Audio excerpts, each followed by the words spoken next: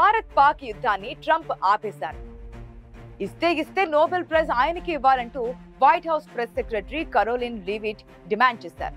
పరిస్థితి చూస్తే నోబెల్ శాంతి బహుమతి కోసం ట్రంప్ ఎంతకైనా తెగించేందుకు నిర్ణయించుకున్నారని స్పష్టంగా అర్థమవుతోంది. కనీసం 27 సార్లైనా పాకిస్తాన్ ఇండియాల మధ్య యుద్ధాన్ని తానే ఆపారని, తాను పూనుకోకుంటే రెండు గొప్ప దేశాల మధ్య అతిపెద్ద అణుయుద్ధం జరిగి మిలియన్ల కొద్దీ జనం చనిపోయి ఉండేవారని చెబుతూ వచ్చారు. ఇప్పుడు వైట్ హౌస్ సెక్రటరీ కరోలిన్ తోనూ అదే స్క్రిప్ట్ చదివించారు Trump. America president Donald Trump ఇప్పటి వరకు India Pak, Thailand Cambodia, Israel Iran, Rwanda Democratic Republic of Congo, Serbia, Kosovo, Egypt, Ethiopia మధ్య యుద్ధాలను ఆపాడు. సగటున నెలకు ఒక శాంతి ఒప్పందం లేదా కాల్పుల విరమణ చేయించాడు. కాబట్టి ఆయనకు నోబెల్ శాంతి బహుమతి ఇవ్వాలి అని white House press secretary Karoline Leavitt వ్యాఖ్యానించారు. ట్రంప్ గనక జోక్యం చేసుకోకుంటే ఈ యుద్ధాల వల్ల భారీ మొత్తంలో ప్రాణ, ఆస్తి నష్టం సంభవించేదని ఆమె అన్నారు.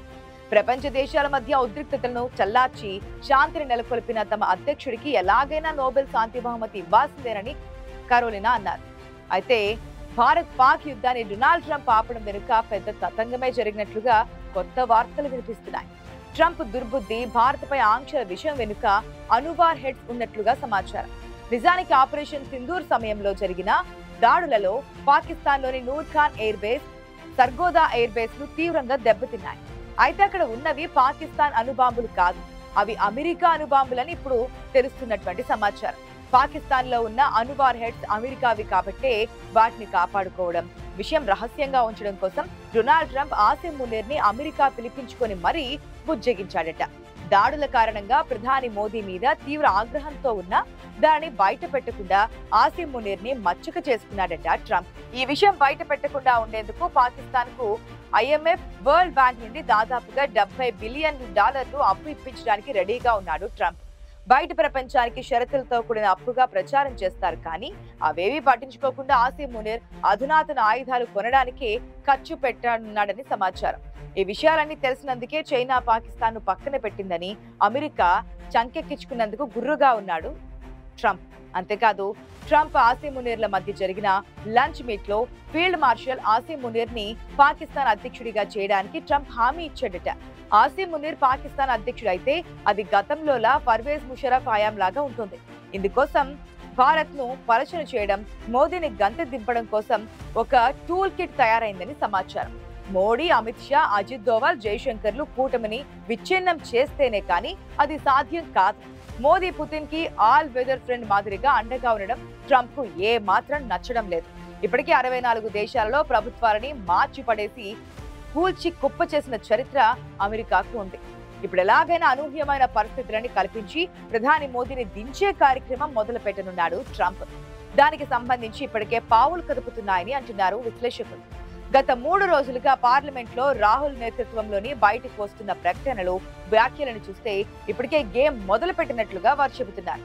అమెరికాకు అలవాటైన ఆంక్షల బ్లాక్ మెయిలింగ్ టాక్టిక్స్ తో భారత్ ను బలవంతంగా రష్యా, చైనా వైపు నెట్టేస్తుందా అన్న అనుమానాలు కూడా కలుగుతున్నాయి.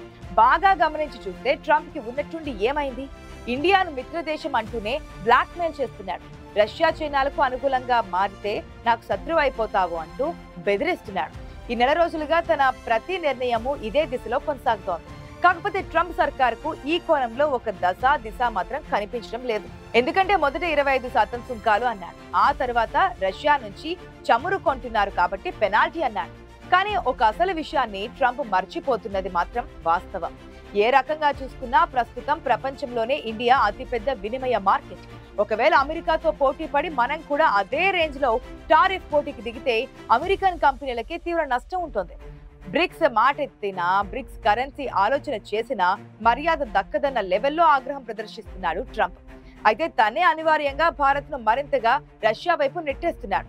ఇప్పటికే చైనా, రష్యా, ఇండియా దేశాలు కూటమి కట్టి అమెరికా, దాని మిత్ర దేశాల కథ ఏమిటో చూద్దామని రష్యా, చైనాలు మనల్ని అడుగుతున్నాయి.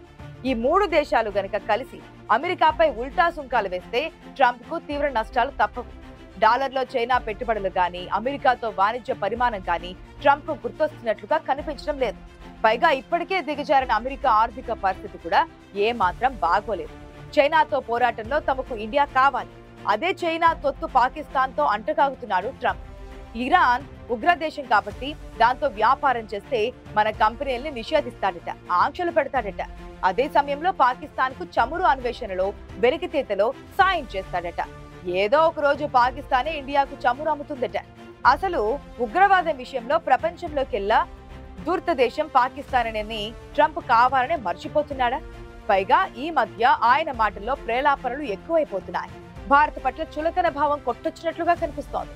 ఇరాన్ వద్ద మనం ఇప్పటికిప్పుడు చమురు కొనడం లేదు, మనకు ఇరాన్ నచ్చడం లేదు కాబట్టి మన దేశం సహా మరో 20 దేశాల సంస్థలపై ఆంక్షలు విధించాడు. వాటిలో 6 ఇండియన్ కంపెనీలున్నాయి.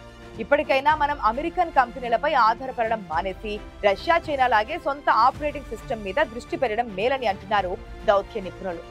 మన దేశంలో ఆపిల్, ఐఫోన్ తయారీని ట్రంప్ బహిరంగంగానే విమర్శించారు.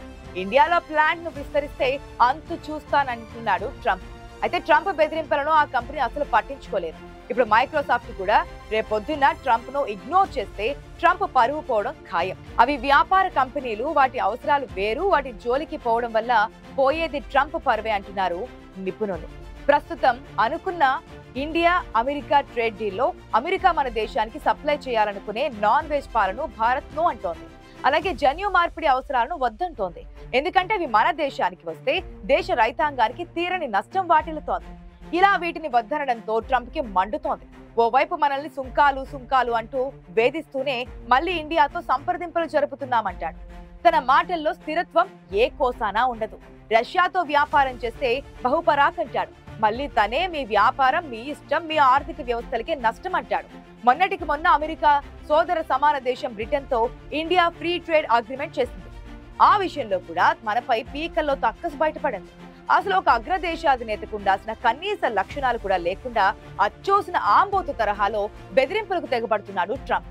అయితే మనం ముందు చెప్పుకున్న ఆపరేషన్ సింధూర్ లో దెబ్బతిన్న అణు వార్ హెడ్స్ అమెరికావే అన్న విషయాన్ని జాన్ కియోయాకో అన్న వ్యక్తి బయట పెట్టాడు. ఈయన అమెరికా స్పై ఏజెన్సీ అయిన సిఐఏలో 25 ఏళ్లు ఆఫీసర్ గా పనిచేశాడు. పాకిస్తాన్ లో ఉన్న అణు వార్ హెడ్స్ కి అమెరికాకు చెందినవి అంటూ బాంబు పేల్చడం సంచలనంగా సృష్టిస్తోంది. ఆయనేమన్నారంటే ఆపరేషన్ సింధూర్ సందర్భంగా భారత్ యుద్ధ విమానాలు పాకిస్తాన్ లోని నూర్ఖాన్ ఎయిర్ బేస్ మీద చేసిన దాడులలో భూగర్భంలో ఉన్న అణు వార్ హెడ్స్ దెబ్బతిన్నాయని ఉండవచ్చని మాటలు మాట్లాడారు. కేవలం ఆ అనుమానాలు కలగడంతో ఆపరేషన్ సింధూర్ ని తాత్కాలికంగా నిలిపివేస్తున్నట్లుగా భారత్ ప్రకటించింది. అయితే ఈ విషయం బయటకు చెప్పరానిదిగా ఉంటుంది. తాను ఎప్పుడూ మన మిత్ర దేశమని చెప్పుకునే అమెరికా ఈ విషయం గురించే భారత్ ను యుద్ధం ఆపేలా చేసింది. అదేం లేదు, Pakistan military operations director general hot line ద్వారా భారత్ ని అభ్యర్థించడం వల్లనే ఆపరేషన్ సింధూర్ కి భారత్ విరామం ప్రకటించింది అని భారత విదేశాంగ మంత్రి జైశంకర్ ప్రకటించడం జరిగింది.